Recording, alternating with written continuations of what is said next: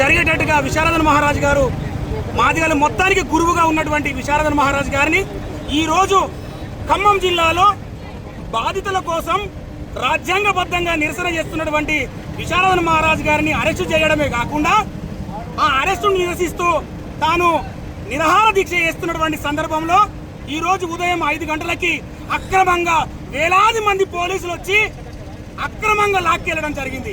మాదిగ జాతి బిడ్డలుగా చెప్తున్నాం, మా విశారదన్ మహారాజ్ గారిని వెంటనే మాకు చూపించాలి. పొద్దున్న అరెస్ట్ చేసిన విశారదన్ మహారాజ్ గారు ఇప్పటి వరకు ఎక్కడున్నారో కూడా తెలియజేయలేదు పోలీసులు.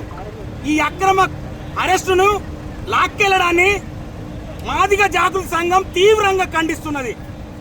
ప్రభుత్వానికి కానీ పోలీసులకు కానీ మా విజ్ఞప్తి ఏంటంటే, డాక్టర్ విశారదన్ మహారాజ్ గారు సమాజంలో ఒక మంచి పని చేయడానికి సంకల్పం చేసుకొని అణగారిన వర్గాల కోసం పోరాటం చేస్తున్న నాయకుడు. ఆయన ఏం తప్పు చేసిండని అరెస్ట్ చేశారు, ఆయన ఏం తప్పు చేసిండని లాక్కెళ్లారు పోలీసులు. దానికి సమాధానం చెప్పాలి పోలీసు వ్యవస్థ. ఆయన తప్పు చేసిన తప్పేంటి?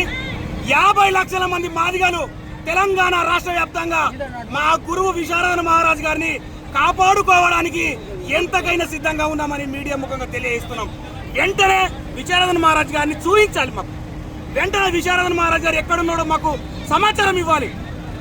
విశారదన్ మహారాజ్ గారితో పాటు తెలంగాణ జాగృతి కవిత గారు, విశారదన్ మహారాజ్ గారు ఇద్దరు కూడా నిరాహార దీక్షలో పాల్గొన్నారు. భూ బాధితుల కోసం ఖమ్మంలో కవిత మేడం గారిని హైదరాబాద్ లో వాళ్ళ ఇంట్లో విడిచిపెట్టి ఆమె దీక్షలో కొనసాగుతున్నారు. కానీ ఇప్పటికి వరకు మా నాయకుడు, మా జాతి బిడ్డ, మా కులంలో పుట్టిన గొప్ప నాయకుడు విశారదన్ మహారాజ్ గారు ఎక్కడున్నారో ఇప్పటి వరకు తెలియజేయలేదు. ఏం ప్రభుత్వం అంటున్నా నేను, ఏం పోలీసులు అంటున్నా నేను, ఏం తప్పు చేసిందని విశారదన్ మహారాజ్ గారిని అరెస్ట్ చేశారు? ఏం తప్పు